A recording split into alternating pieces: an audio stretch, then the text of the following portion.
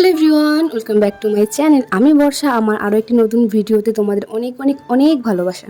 এই লুকটা অনেক ভালোবাসা দিয়েছিলে তোমরা, তো এই লুকটার ফুল টিউটোরিয়াল ভিডিও নিয়ে চলে এসেছি তোমাদের সাথে। স্টেপ বাই স্টেপ পুরো ভিডিওটা তোমাদের সাথে শেয়ার করব এবং কি কি প্রোডাক্ট দিয়ে পুরো লুকটা ক্রিয়েট করলাম সেটাও তোমাদের সাথে শেয়ার করব। তো ভিডিওটা স্কিপ না করে দেখতে থেকো। সো ফার্স্টে পুরো ফেসটা ভালোভাবে ক্লিন করে আমি একটা টোনার ইউজ করে নিয়েছি। এটা হলো বায়োটিকা টোনার, খুবই ভালো।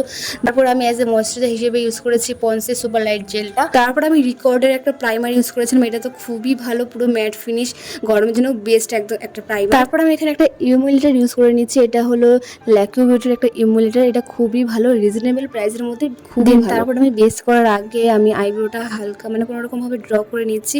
এইভাবে বেস করার আগে ড্র করে নিলে আমার পার্সোনালি ভীষণ সুবিধা হয়।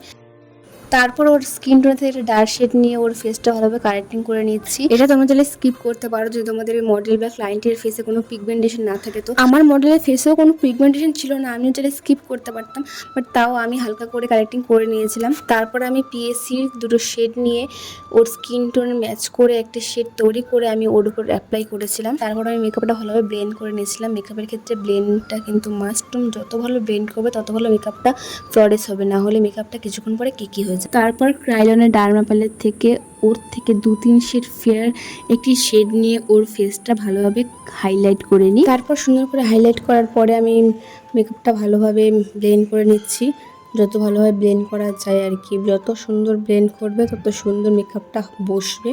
তারপরে আমি এখানে পাউডার সেটিং করে নিচ্ছি, এটা হলো আই ম্যাজিকের পাউডার, এটা একদম ওয়াটারপ্রুফ, খুবই ভালো একটি পাউডার।